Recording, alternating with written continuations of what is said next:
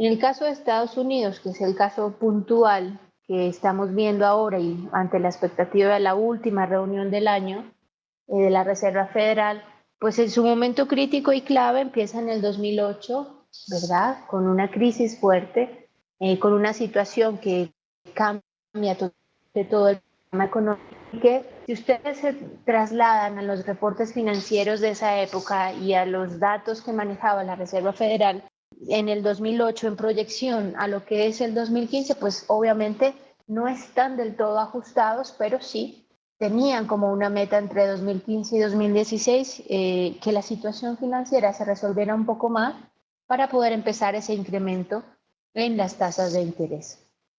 Entonces, como les decía, cada área, cada sector tiene un impacto distinto, tiene un movimiento diferente y una velocidad diferente.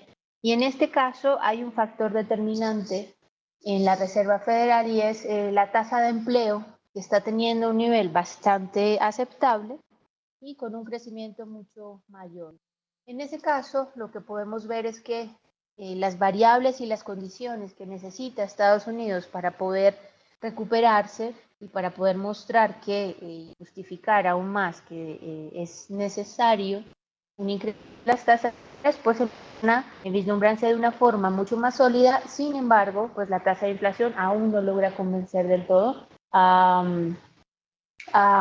los, digamos, a las cifras como tal y a los inversionistas tampoco, ¿no?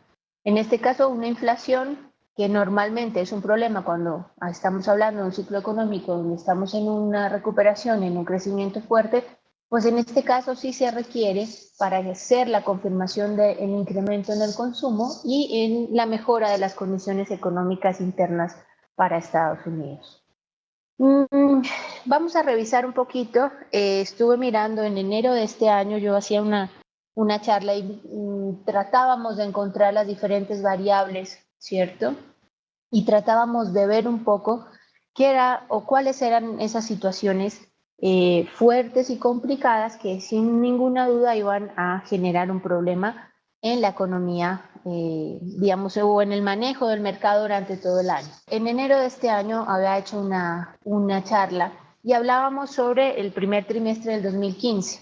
Entonces existían unos factores que iban a desestabilizar un poco la economía a nivel global y entre ellos está obviamente las decisiones del Banco Central, las de lo que sucedía en ese entonces, que ya para muchos es un olvido, pero que sigue vigente, y es la situación de Grecia, el precio del petróleo que empezaba a ser un poco más evidente su caída, y los conflictos internacionales políticos y violentos que siguen siendo y están a la orden del día, y la política monetaria americana. Entonces, si ven, los ciclos económicos se cumplen, tienen un mecanismo como de, digamos, general de evolución, y eso es lo que nos ha venido pasando. Entonces, en ese momento, y cuando empezamos este año, Europa estaba sufriendo simplemente su mayor crisis por lo sucedido con Grecia.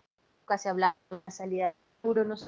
Quiero recordarles un poco lo que se vivía a inicios de este año para tratar de comprender un poquito lo que sucedió y lo que está pasando ahora, ¿verdad? Teníamos un problema igual con el petróleo. Se anticipaba desde enero que la caída del petróleo iba a ser fuerte. En ese momento, digamos, cuando empezábamos enero de este año, ya se había reunido la OPEP en la misma reunión que sucedió hace unos días y había planteado exactamente lo mismo. No queremos hacer una reducción en nuestra producción, vamos a esperar hasta el mes de junio, que es básicamente el mismo comunicado que tuvimos la semana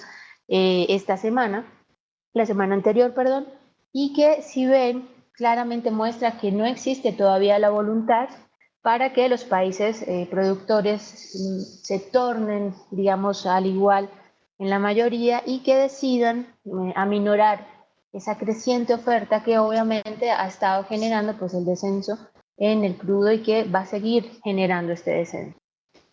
Si se fijan, el panorama exactamente el mismo que hace un año en referencia a la expectativa que teníamos de la OPEP, no había cambiado nada y muchas veces dentro de lo que vemos como especulación, pues los comentarios de muchos analistas, un sinfín digamos, de notas, de cifras y de una cantidad de cosas, pero la realidad es que desde el año pasado ya la OPEP ha sido muy tranquila y no le preocupa que el precio del barril esté tan bajo, ¿verdad?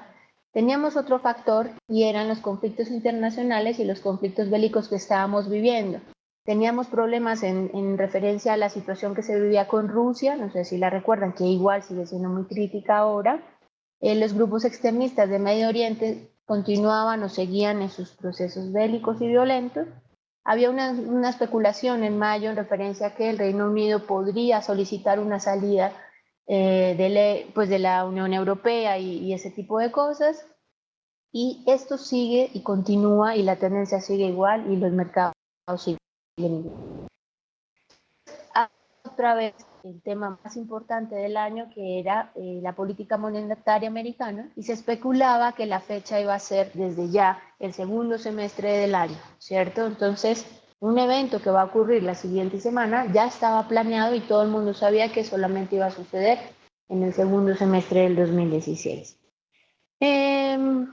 Como les decía entonces, y ya estamos aquí en estas diapositivas, vamos a ir revisando un poco qué es lo que está sucediendo, el año cómo viene cerrando y qué ha pasado con los principales instrumentos financieros que veníamos manejando. El oro aperturó el año en la zona de 1.187,34 dólares y estamos ahora en 1.072, ¿verdad?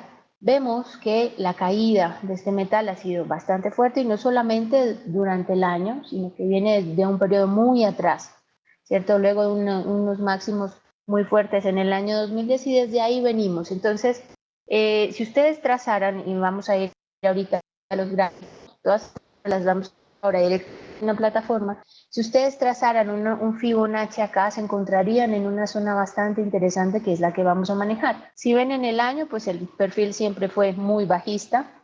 Este último mes, si ven que es la última de la información, está teniendo un volumen muy pequeño en cuanto a recorrido. En este momento podríamos hablar casi de una especie de doji que simplemente nos está mostrando que la siguiente semana, en referencia a lo que suceda con las tasas de interés, que ya se da por sentado, van a ser incrementadas, pues obviamente va a ser un motivo de cambio y un motivo de cierre. O sea, esta caída podría empezar a tener un freno mucho mayor porque todo ciclo empieza a cumplirse, ¿verdad?